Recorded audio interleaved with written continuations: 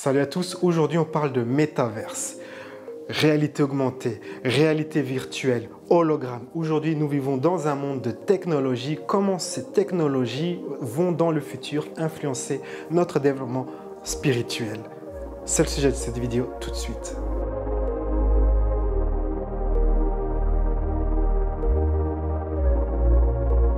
Dans une vidéo que j'ai produite au début de cette année, j'explique dans cette vidéo que dans quelques mois, c'est-à-dire maintenant, il y aura le pass sanitaire. Et dans la section des commentaires, les gens me disent « Oui, mais c'est pas vrai, il n'y aura pas ceci, il n'y aura pas cela ».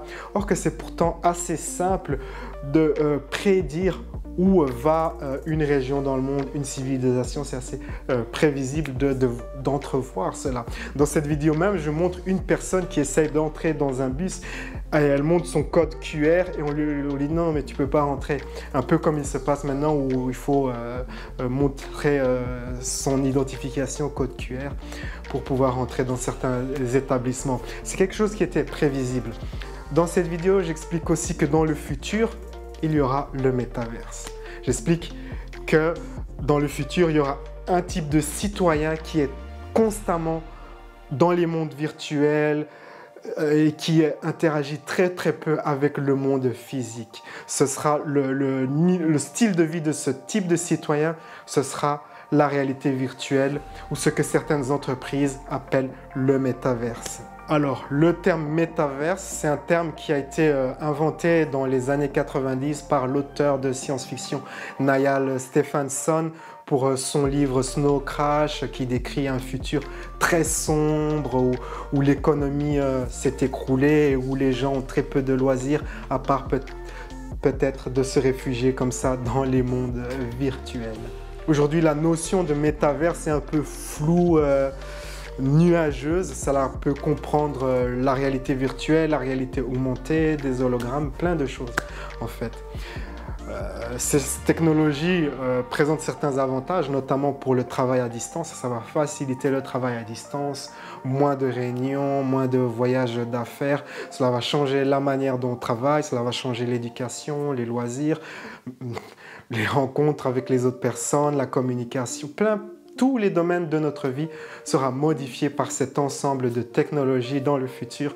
Vous n'aurez plus à faire une vidéoconférence sur Skype avec moi. Vous pourrez mettre votre système de réalité augmentée et il y aura une projection de moi-même devant vous et moi je vous verrai comme si vous étiez devant moi et on pourra faire nos séances de coaching ainsi. Mais qu'en est-il du développement spirituel? Dans l'un de ses livres, l'hypnothérapeute spécialisé dans les vies antérieures, dans la thérapie par les vies antérieures, dans l'un de ses livres, il décrit une séance où la personne, au lieu de régresser dans une vie antérieure, elle se projette dans une vie ultérieure qui se passe au 22e siècle. Et dans cette vie ultérieure, la personne décrit qu'elle travaille dans un centre comme ça où on fait de la thérapie, de la psychologie et ils utilisent une machine, un peu une sorte de métaverse où vous pouvez vous projeter dans vos vies antérieures et les voir comme si c'était un monde en réalité virtuelle en fait, vraiment comme si vous étiez dedans et c'est plus facile de tirer les leçons de cette expérience que d'avoir une séance d'hypnose où on ne se souvient pas très bien, où on peut oublier, où on peut faire des erreurs, où le cerveau peut censurer certaines choses ou camoufler. Non, là, c'est une machine qui vraiment crée le monde virtuel de vos vies antérieures. Et donc, dans la séance, il y a cette description qu'une personne se projette comme ça dans ce monde virtuel des vies antérieures où elle peut voir plusieurs de ses vies antérieures et voir comment l'une affecte l'autre, quelles sont les leçons, les ramifications de ses actions dans une vie antérieure par rapport à une autre vie antérieure. Il y a toute cette thérapie des vies antérieures du futur à travers cette machine. Et cela pourrait être l'une des applications de ces technologies de métaverse, de réalité virtuelle.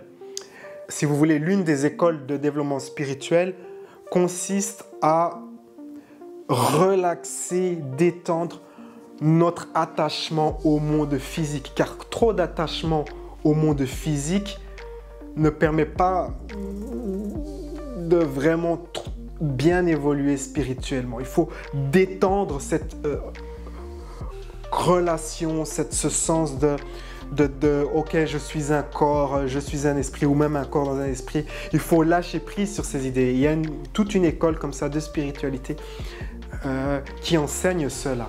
Vous pouvez par exemple pratiquer un exercice qui consiste à vous demander si vous êtes en train de rêver ou si vous pouvez vous réveiller. Et s'il y a plus que ce que vous êtes en train de percevoir, plus que la réalité physique, qu'est-ce qu'il y a au-delà de cela?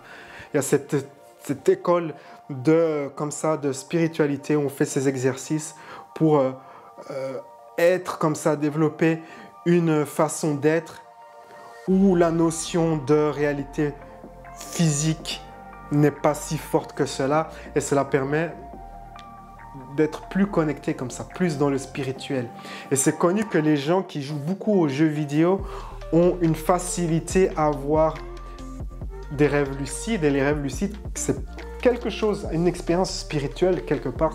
Le rêve lucide est une expérience spirituelle.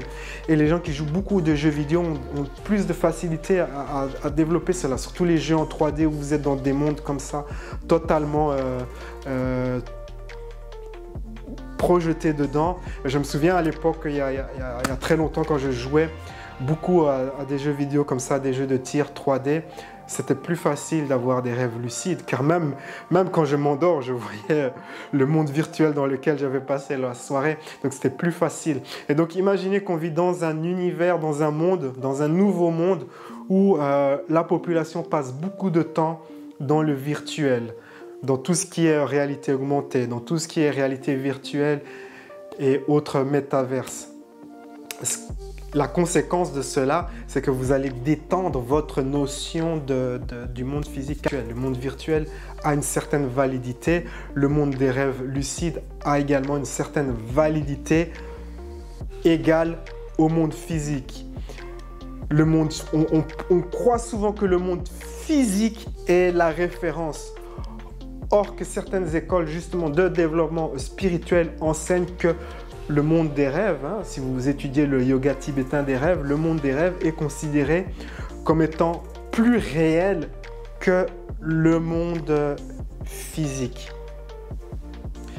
Et à force de passer du temps dans le virtuel, eh bien, on relaxe sa notion de cet attachement avec le monde physique, et cela aide à évoluer peut-être plus facilement vers une façon d'être plus spirituelle.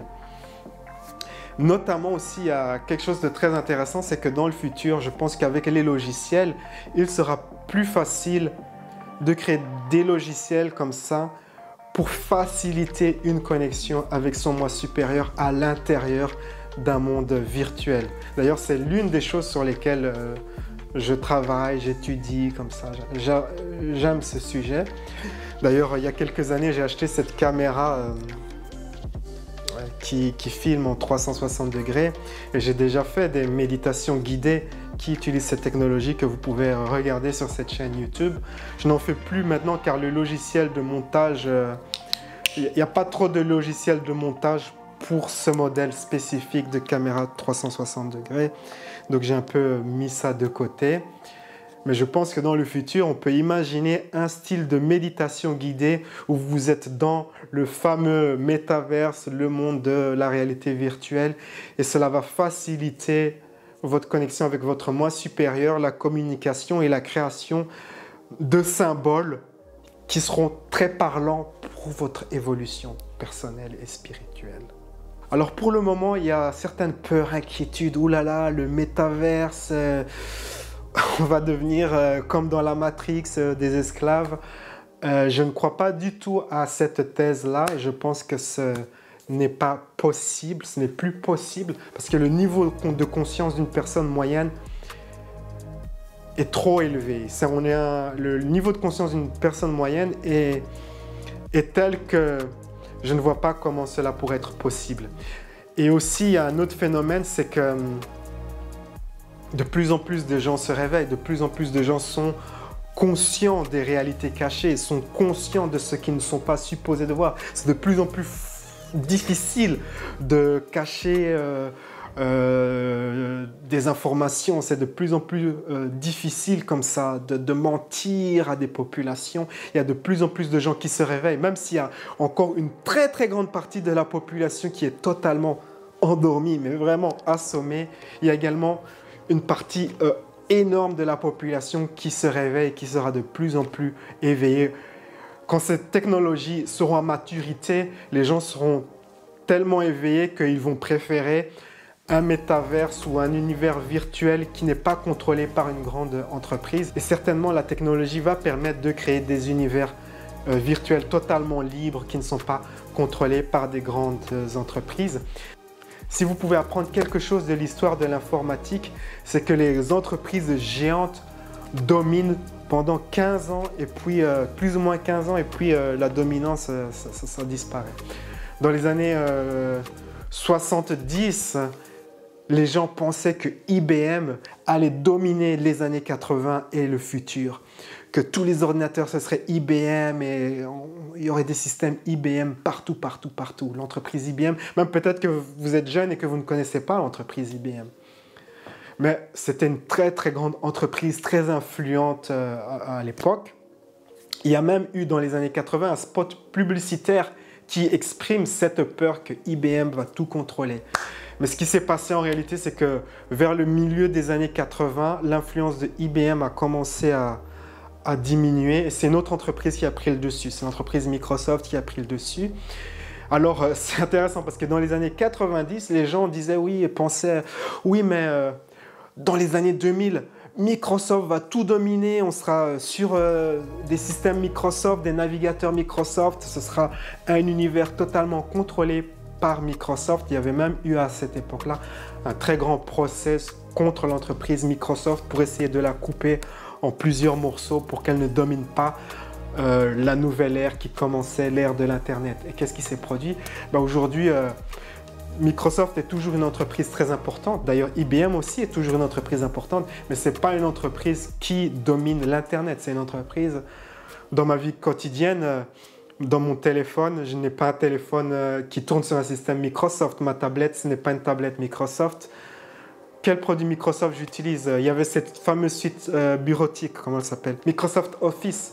Je n'utilise plus Microsoft Office depuis, oh là là, depuis tellement longtemps. Depuis plus de 10 ans. Donc, et c'est comme ça pour plein de gens. C'est plus une entreprise trop influente. Et c'est la même chose, ça se reproduit, mais les gens n'apprennent pas grand-chose de l'histoire. Ça se reproduit maintenant. Les gens pensent que oui, Facebook avec son métaverse va dominer les années 2020, 2030. Vous pouvez être sûr, certain à 100% que ce ne sera pas le cas. Déjà, il y a plein d'entreprises présentes sur ce secteur qui ont des produits plus intéressants. Ces entreprises ne sont pas connues du grand public, mais elles existent et vous pouvez être certain qu'elles feront des éclats. D'ici 5-10 ans, vous verrez qu'il y a une autre entité qui va apparaître et qui va prendre la vedette à Facebook. Et vous verrez également des métaverses et des univers virtuels totalement libres qui ne sont pas contrôlés par des entreprises géantes. Et on peut déjà voir ceci au niveau de la finance avec les crypto-monnaies qui ne sont pas contrôlées par les institutions financières. C'est mon petit message pour cette vidéo. Quelle est votre opinion sur le métaverse? Laissez cela dans la section des commentaires. Et sur ces belles paroles, la vie est un voyage apprécié, la balade. Ciao, ciao.